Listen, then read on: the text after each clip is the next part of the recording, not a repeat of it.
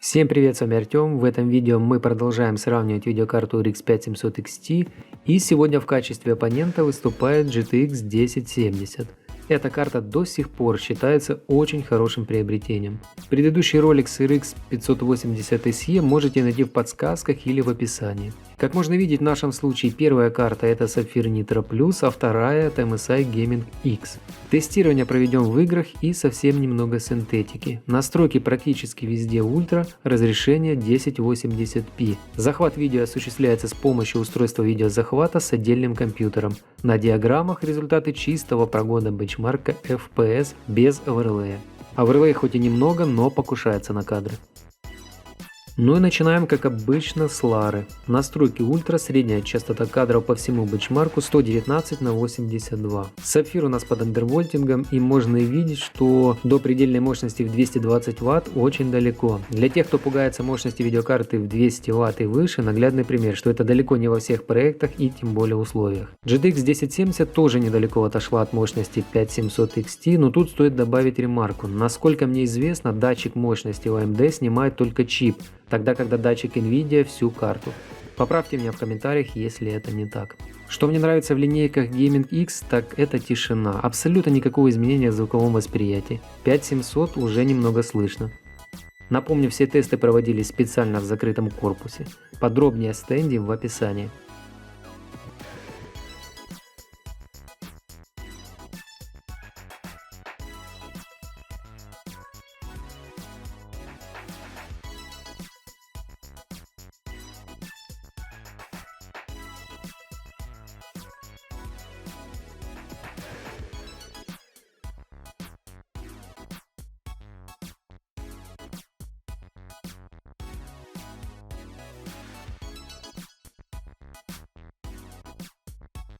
Обитель зла 4. Настройки очень высокие, не превышающие 8 ГБ видеопамяти. Средняя частота кадров в данном отрезке 108/61.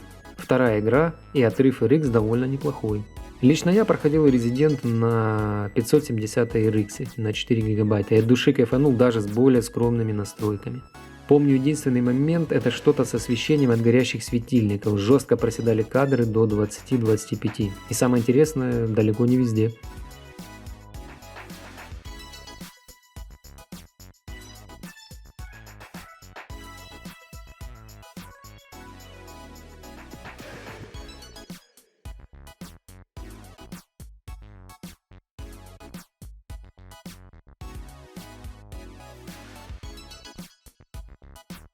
В Альгале у нас настройки ультра, средняя частота кадров по бенчмарку 85/57.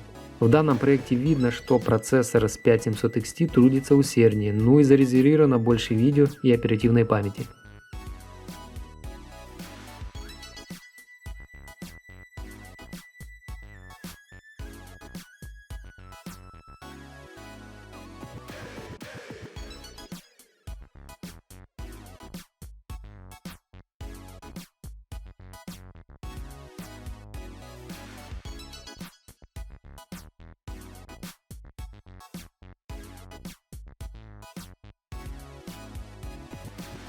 Far Cry 6 настройки ультра, средняя частота кадров 84/64. К сожалению, Ryzen 7 2700 в данной конфигурации не дал возможности показать весь потенциал RX 5700 XT, но разница все равно неплохая.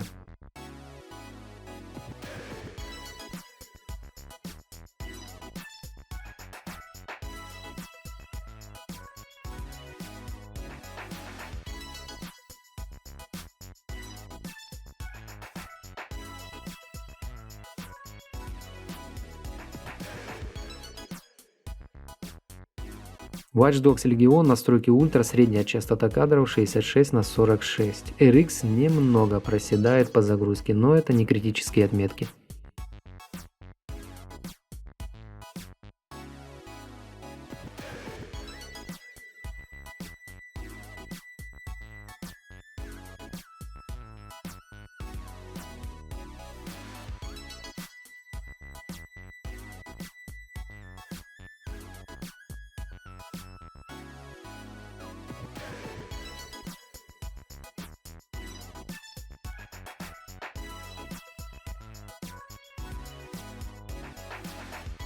Borderlands 3 настройки ультра, но есть еще выше пресет безбашенный.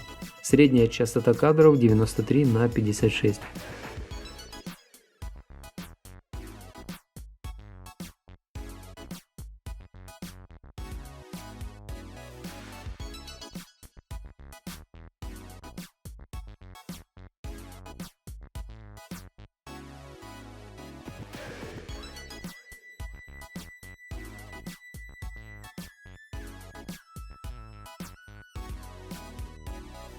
God of War настройки ультра, средняя частота кадров 78 на 46.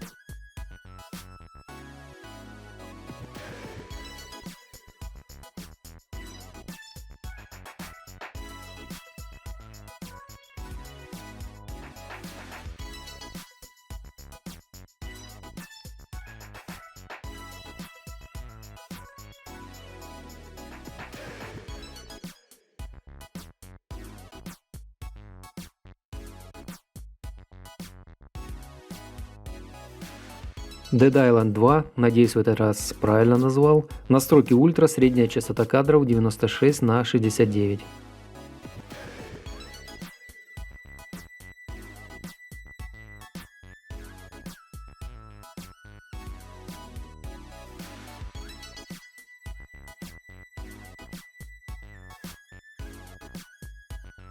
The Last of Us, настройки высокие и средняя частота кадров 66 на 44. Обратите внимание на загруженность процессора, особенно с 5700 XT.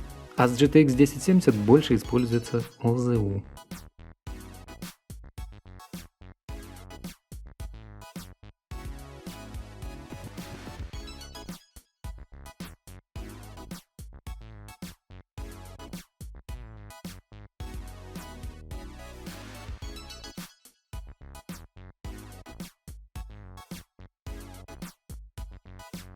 Horizon настройки ультра с данным пресетом получаем в среднем 96 на 68.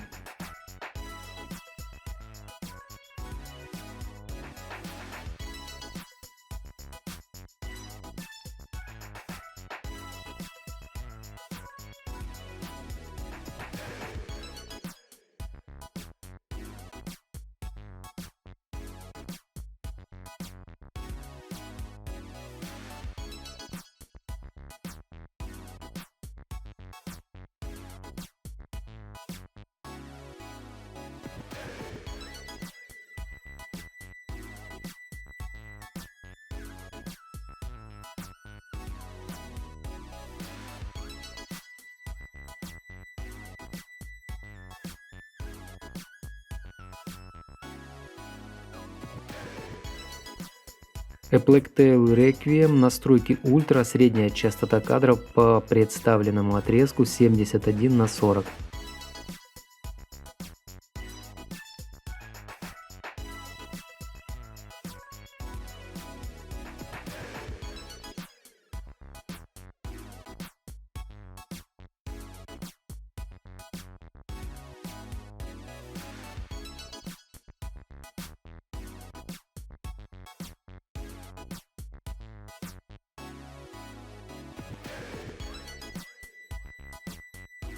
Baldur's Gate 3 настройки ультра, средняя частота кадров по данному отрезку 86 на 62. К сожалению, бенчмарка в данном проекте нет, а свести два одинаковых отрезка тяжеловато, но есть что есть. Как и в предыдущем видео, подметил разрешение с RX 5700 XT, немного нестандартный вариант.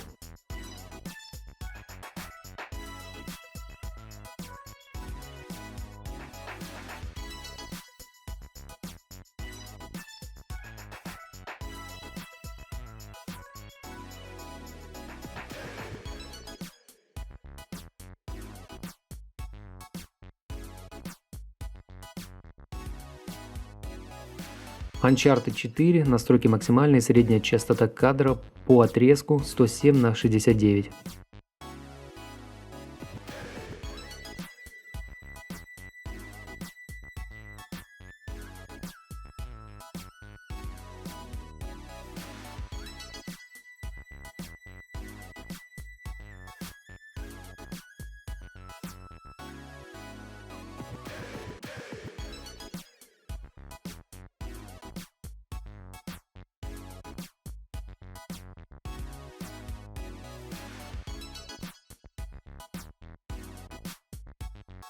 Remnant 2, настройки высокие, FSR баланс. На момент тестирования мне показалось это приемлемыми настройками. Сейчас вижу, что, например, с RX 5700 XT можно ставить FSR на качество или вообще отключить. Но замечу, что без фейковых кадров сильно проседают карты в данном проекте.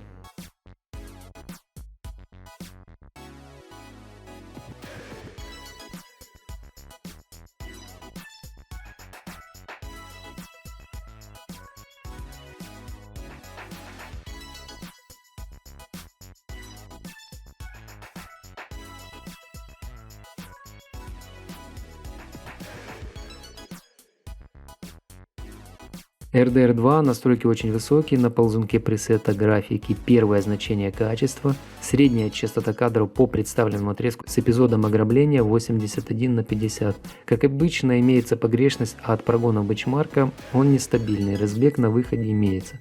На видео оказалась сцена более сложнее, чем на чистом прогоне, причем на 5700 это заметнее серьезнее, на 1070 терпимо. Напомню, нагрузки по захвату у нас нет, все пишет карта захвата.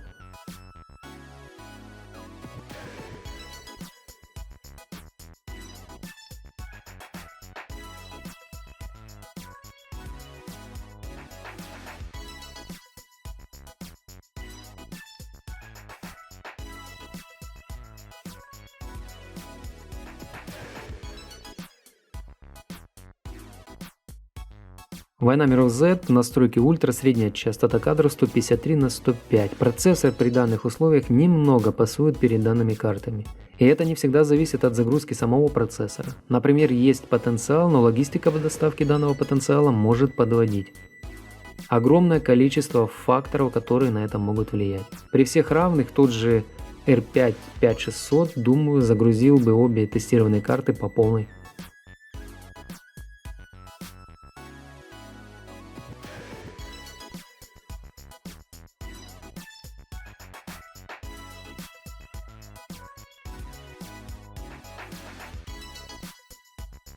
Dota 2, настройки ультра, средняя частота кадров 164/174. Тут гоняем уже процессор по полной. И игра к GTX, похоже, более лояльнее относится.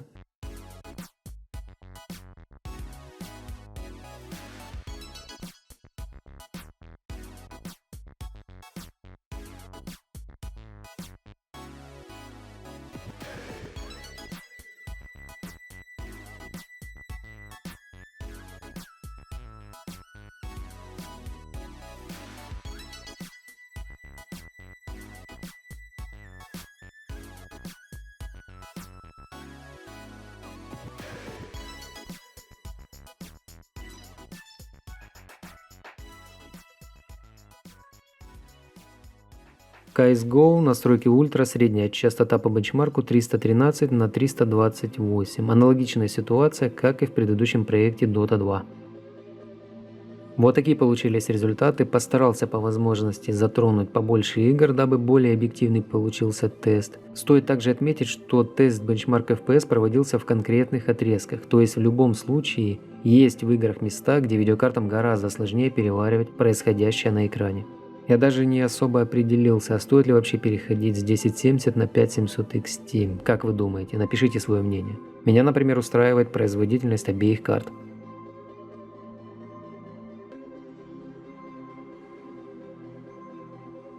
Раз вы уже досмотрели до этого момента, значит как минимум интересно мое творчество. Есть небольшая информация по поводу спонсорства, я добавил данную функцию на канале. Также на сайте ВЛК есть вкладка «Подгонщик», и если есть возможность поддержать проект, буду очень благодарен. Бэкграунд у меня сейчас, к сожалению, настолько серый и унылый, и на чем держится энтузиазм, пока сам не понимаю. Но не будем о грустном, надеемся на лучшее. С вами был Артем, огромное спасибо за просмотр, всем добра.